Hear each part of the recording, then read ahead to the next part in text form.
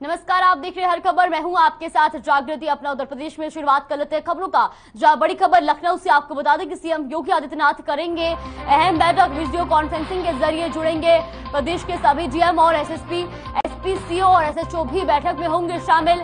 शाम 6 बजे होगी बैठक। तो बड़ी और अहम जानकारी लखनऊ से आपको बता रहे, जहाँ सीएम योगी आदित्यनाथ करेंगे अहम बैठक। वही आपको बता दें कि इस बैठक में कई लोग शामिल होंगे। साथ ही साथ आपको बता दें कि वीडियो कॉन्फ्रेंसिंग के जरिए जुड़ेंगे प्रदेश के सभी डीएम और एसपी, सीओ और एसएचओ भी इस बैठक में शामिल होंगे। तो शाम 6 बजे ये बैठक होगी। आपको बता दें कि CM Yogi Adityanath video conferencing के जरिए ये बैठक करेंगे, जहां पर कई अधिकारी मौजूद होंगे। तो आपको ये भी बता दें कि वीडियो कॉन्फ्रेंसिंग के जरिए प्रदेश के सभी डीएम और एसएसपी भी जुड़ेंगे। इसके अलावा एसपी, सीओ और एसएचओ भी इस बैठक में शामिल होंगे। तो साथ ही आपको ये भी जानकारी दे दें कि शाम 6 बजे यह अहम बैठक होने वाली है, जहां पर CM Yogi Adityanath video conferencing के जरिए प्रदेश के सभी डीएम और एसएसपी के साथ बैठक करेंगे। साथ ही साथ इस बैठक में एसपी, सीओ और एसएचओ भी शामिल होंगे।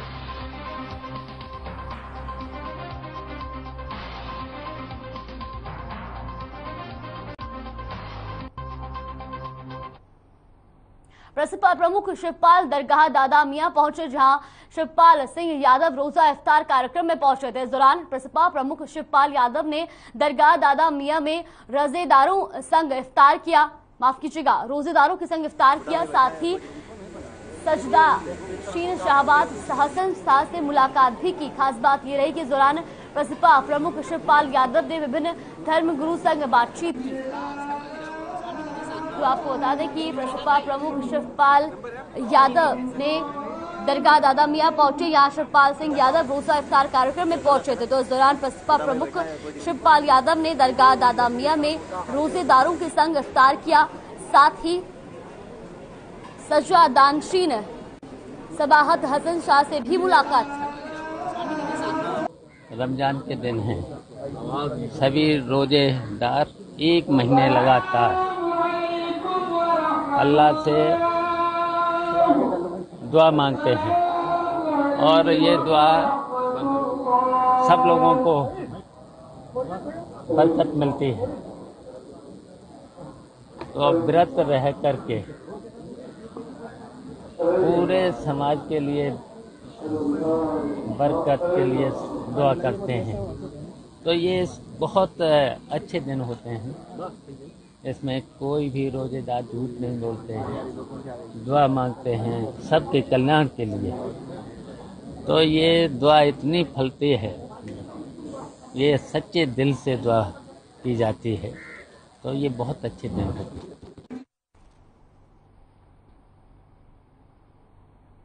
रुक करते अगली बड़ी खबर की ओर। बड़ी जानकारी लखनऊ से, जहां बाराबंकी जाएंगे deputy CM Keshav Prasad Maurya. BJP के प्रशिक्षण शिविर में होंगे शामिल।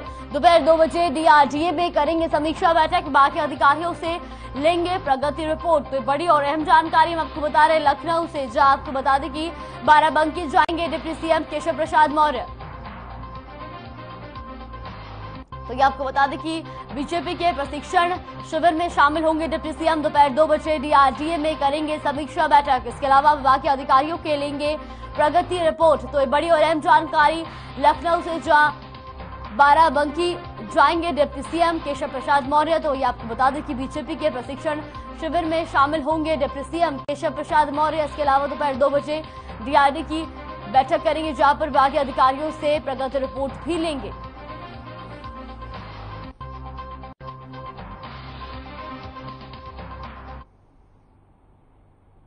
उत्तर प्रदेश विधान परिषद के चुनाव 2022 में नवनिर्वाचित 36 सदस्यों ने मंगलवार को विधान भवन के तिलक हॉल में पद एवं गोपनीयता की शपथ ली। विधान परिषद के सभापति कुंवर मानवेंद्र सिंह ने भारतीय जनता पार्टी के 33 और 2 निर्दलीय सहित जनसत्ता दल लोकतांत्रिक के अक्षय प्रताप सिंह उर्फ गोपाल जी को शपथ दिलाई। इस दौरान विधान भवन में मुख्यमंत्री योगी आदित्यनाथ, डिप्टी सीएम केशव प्रसाद मौर्य और संसदीय कार्य मंत्री सुरेश कुमार खन्ना भी मौजूद रहे। आपको बता दें कि उत्तर प्रदेश विधान परिषद सदस्य की 36 सीटों के लिए हुआ चुनाव, तो उसी में बीजेपी ने 33 सीटें जीती थी और वही समाजवादी पार्टी का खाता भी नहीं खुला, जबकि 2 निर्दलीय प्रत्याशी जीत की उन्होंने हासिल की है।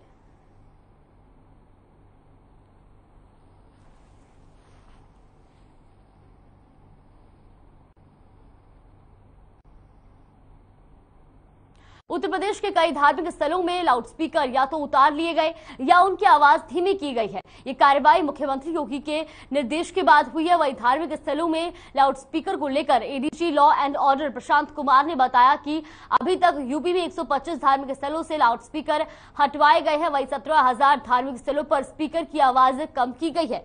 इसके अलावा शासन ने तेज आवाज में लाउडस्पीकर बजाने वालों की रिपोर्ट तलब की है।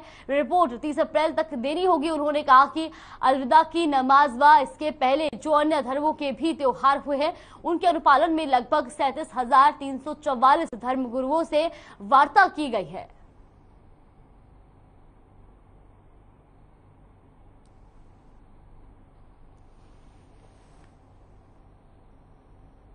शासन और डीजीपी मुख्यालय के जो निर्देश हैं इस बारे में स्पष्ट हैं कि कोई भी त्योहार हो उसको अपने परंपरागत तरीके से मनाया जाना है।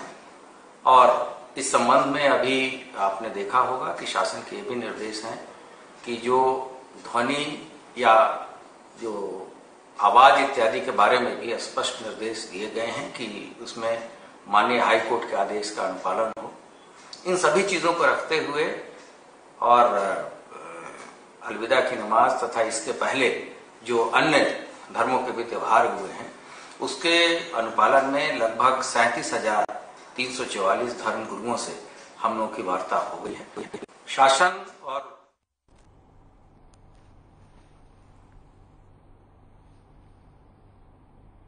गोरखनाथ मंदिर पर हमले का आरोपी मुर्तजा अहमद अब्बासी की सोमवार को लखनऊ में एटीएस कोर्ट में पेशी हुई, जिसके बाद कोर्ट ने आरोपी को एटीएस की 7 दिन की कस्टडी रिमांड पर भेज दिया है। आरोपी से यूएपीए के आरोपों के तहत अब एटीएस पूछताछ करेगी और मुकदमा लखनऊ की स्पेशल एनआईए एटीएस कोर्ट में चलेगा। गौरतलब है कि गोरखनाथ मंदिर पर तैनात सुरक्षा कर्मियों पर हमला करने के आरोपी मुर्तजा अहमद अब्बासी का केस स्पेशल कोर्ट में ट्रांसफर कर दिया गया है। इसी सप्ताह उसे लखनऊ सेंट्रल जेल में शिफ्ट करने की संभावना है।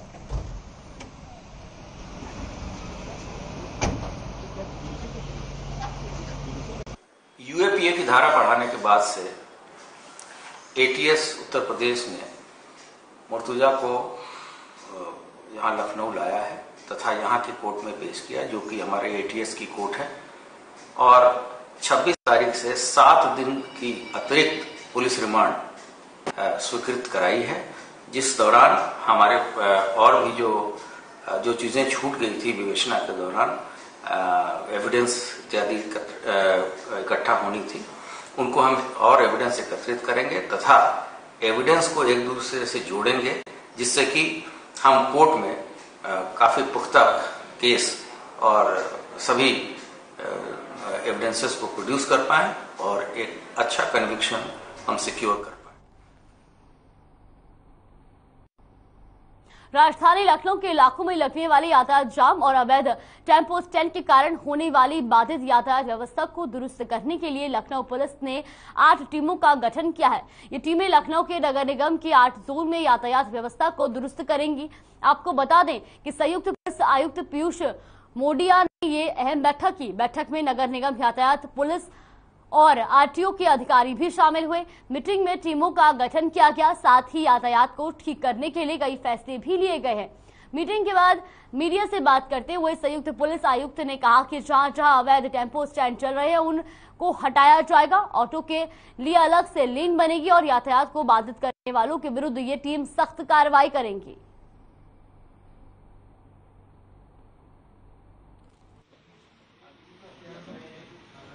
देखिए, आज पूर्व नियत कार्यक्रम के आधार पर एक मीटिंग मेरे कार्यालय में की गई।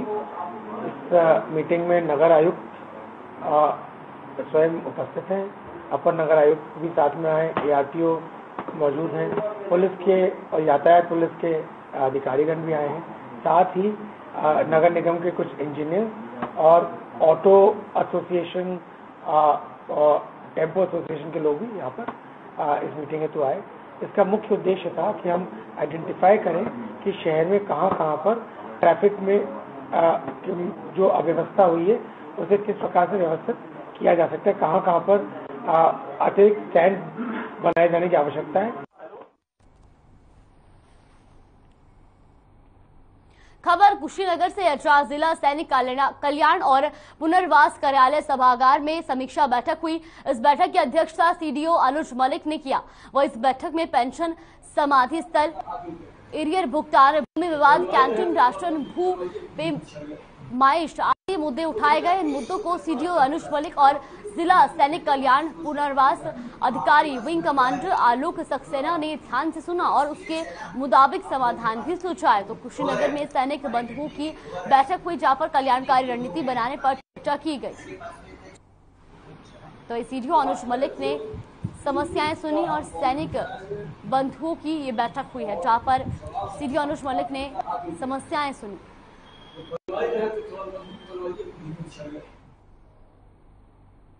करते खबरों का, लखनऊ के मडियाहू क्षेत्र में डॉक्टर अतुल पाठक की पहली पुण्यतिथि के अवसर पर भव्य भंडारे का आयोजन किया गया। वहीं उनकी पत्नी डॉक्टर रूपम दुबे ने बताया कि भंडारा डॉक्टर अतुल की पुण्यतिथि की याद में डॉक्टर अतुल फाउंडेशन में कराया जा रहा है, जो कि हर साल कराया जाएगा। साथ ही उन्होंने बताया कि पिछले साल कोविड में उनकी कोरोना के चलते अचानक मौत हो गई थी।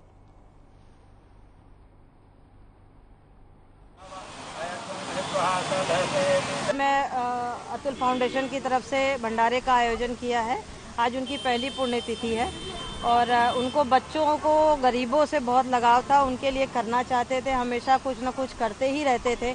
अगर किसी ज़रूरतमंद को कोई ज़रूरत है तो कोशिश करते थे कि अपने समय में थोड़ा समय निकाल कर, अपने भागीदारी में से थोड़ी भागीदारी निकाल कर उनके लिए टाइम देते थे, उनके लिए पैसा और या जो ज़रूरत की चीज़ें उसको देते थे, करते थे। तो उसी को मैं आगे बढ़ाना चाहती हूँ और ये भंडारा मैं हर साल कराऊंगी। खबर लखनऊ से, जहां पर मुख्य सचिव वन मनोज सिंह पूरे एक्शन मोड में है। ऐसा हम इसलिए कह रहे हैं क्योंकि बीते दिनों पर्यावरण, वन और वन्य जीव विभाग से संबंधित प्रस्तुतिकरण सीएम योगी को देने के बाद अब अपर मुख्य सचिव मनोज सिंह ने स्वतंत्र प्रभार मंत्री अरुण सक्सेना के साथ वायु प्रदूषण को लेकर प्रेस कॉन्फ्रेंस की है। इस दौरान उन्होंने कहा कि सरकार के अनुरूप कार्य किए जा रहे हैं। साथ ही कहा कि मई और जून में होने वाले प्रदूषण को कंट्रोल करना हमारा लक्ष्य रहेगा। हमारा लक्ष्य परिवर्तन लाना है, जिसकी शुरुआत उत्तर प्रदेश में होगी।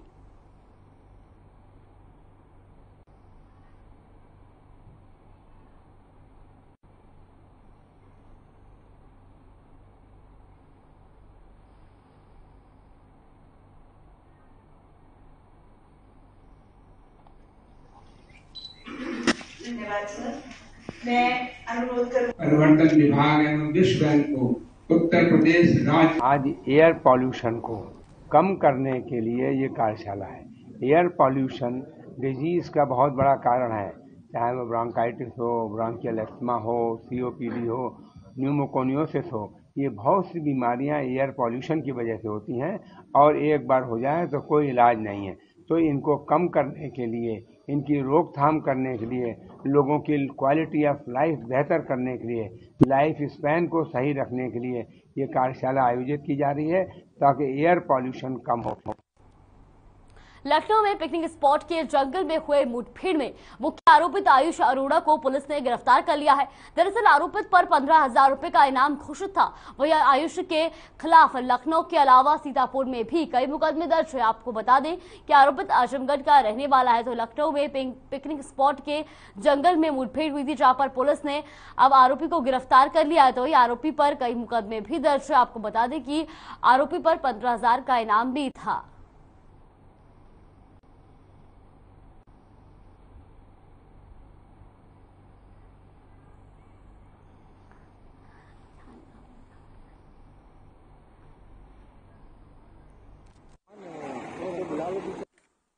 के अंतर्गत टेढ़ी पुलिया के पास कुछ बाइक सवारों ने कुछ लोगों के ऊपर फायर किया था गाड़ी पे, जिसमें मुकदमा भी पंजीकृत हुआ था। हमारे कई पुलिस वाले उसमें सस्पेंड भी हुए थे। उसका जो मेन अभियुक्त था, जिसका नाम है आरुष अरोड़ा उर्फ लव, जो कि आजमगढ़ का रहने वाला है, उसको आज मुठभेड़ में, उसके साथ आज मुठभेड़ हुई है। उधर गुडम्बा का जो स्कॉर्पियो क्लब है, उधर से इनको दौड़ाया गया था और दौड़ते हुए ये इधर पिकनिक स्पॉट के जंगल की तरफ आए हैं और बहुत गुदम्बा पुलिस और आपका ये Indira Nagar police crime branch के साथ मिलकर इस मुठभेड़ को अंजाम दिया गया है। राजधानी लखनऊ में नगर निगम कार्यालय पर लोक मंगल दिवस के तहत कार्यक्रम आयोजित किया गया। इस दौरान बड़ी संख्या में फरियादी नगर निगम कार्यालय पर पहुंचे। महापौर संयुक्ता भाटिया और नगर आयुक्त अजय द्विवेदी ने जोन 7 में आयोजित लोक मंगल दिवस में जनता की समस्याओं को सुना। इस दौरान भारी संख्या में फरियादी जोन 7 के नगर निगम कार्यालय पर मंगल दिवस के मौके पर पहुंचे और इस अवसर पर स्थानीय पार्षद और समस्त विभागों के प्रभारी को लेकर महापौर संयुक्ता भाटिया ने सख्त आदेश देते हुए कहा कि जनता की शिकायतों का प्राथमिकता से निवारण किया जाएगा। तो लखनऊ में लोक मंगल दिवस पर आयोजन किया गया, जहां फरियादों ने अपनी समस्याएं रखी। तो वही संयुक्ता भाटिया ने अधिकारियों को निर्देश भी दिए हैं।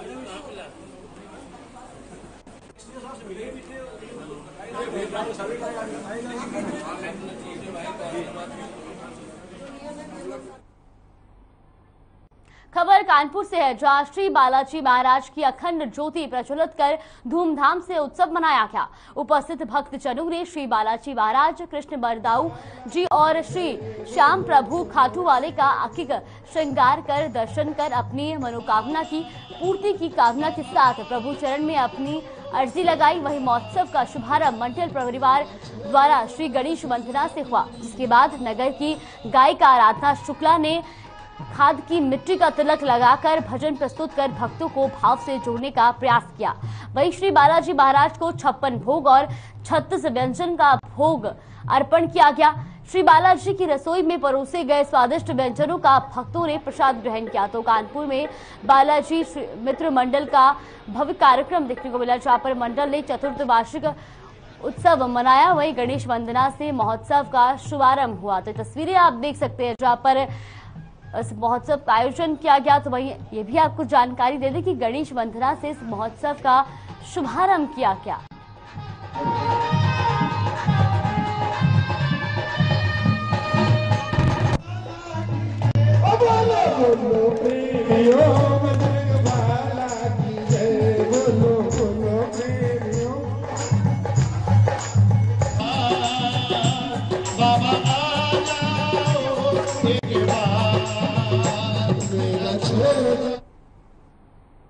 कुशीनगर में कोतवाली पुलिस ने आभूषणों की टप्पेबाजी करने वालों को गिरफ्तार कर लिया है, जिसके पास से पुलिस को 5 लाख के आभूषण मिले हैं। आपको बता दें कि पकड़ा गया आरोपी लोगों को झांसा देकर जेवरात लेकर फरार हो जाता था। पुलिस आरोपी को लंबे समय से तलाश कर रही थी।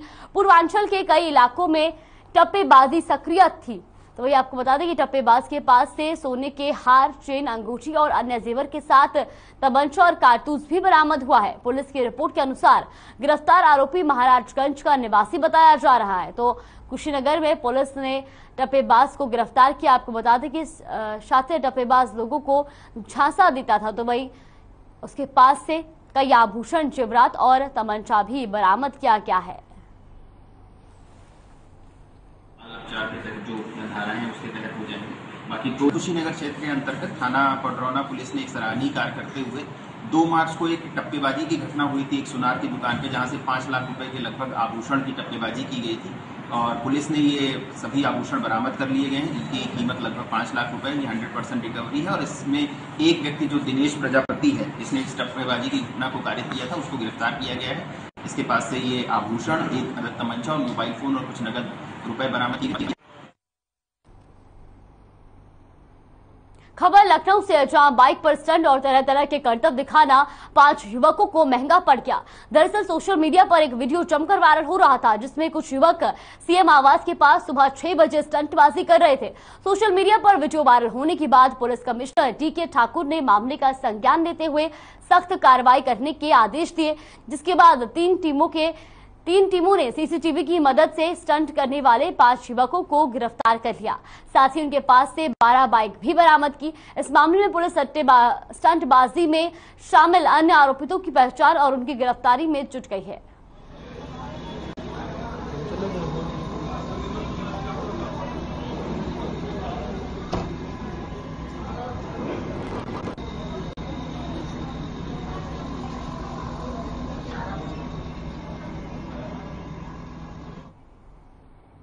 कुशीनगर के तुर्कपट्टी थाना क्षेत्र के फुर्सतपुर में आपको बता दें कि ट्रैक्टर की चपेट में आ जाने से एक बुजुर्ग की मौके पर ही मौत हो गई, जबकि इस हादसे में एक अन्य व्यक्ति गंभीर रूप से घायल हो गया। वही घटना के बाद से ट्रैक्टर चालक मौके से फरार हो गया है। मौके पर पहुंची पुलिस ने ट्रैक्टर को कब्जे में ले लिया है और आगे की कार्रवाई में जुट गई है। तो फिलहाल पुलिस पूरे मामले की जांच कर रही है और मृतक का शव लेकर पोस्टमार्टम के लिए भेज दिया गया है।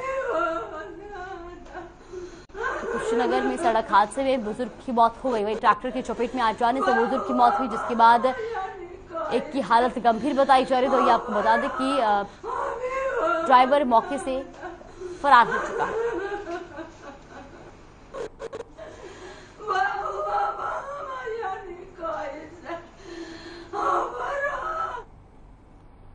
कुशीनगर के पटरौना नगर पालिका परिषद के विस्तारित ग्रामीण क्षेत्र भरवालिया में आग का तांडव देखने को मिला, जहां आग लग जाने से गांव के ही 2 परिवारों का घर जलकर राख हो गया। नगर पालिका अध्यक्ष विनय जायसवाल के निर्देशन में उनके प्रतिनिधि मनीष जायसवाल ने मौके पर पहुंचकर पीड़ित परिवार के गुड्डू राजभर और दिनेश राजभर को ढांढस बंधाया, साथ ही आर्थिक सहयोग के साथ खाद्य सामग्री भी दी। मनीष जायसवाल ने कहा कि आगामी 2 माह जब भीषण लू का दौर चलेगा, ऐसे समय में हमें सावधानी बरतने की आवश्यकता है। साथ ही उन्होंने संबंधित विभाग के अधिकारियों से बात करके पीड़ित परिवार को हर संभव मदद का आश्वासन भी दिया है। तो कुशीनगर भरवलिया गांव में आग का तांडव देखने को मिला, जहां पर 2 परिवारों के घर जलकर खाक हो गए। तो वही विधायक ने उन्हें मदद का आश्वासन दिया है।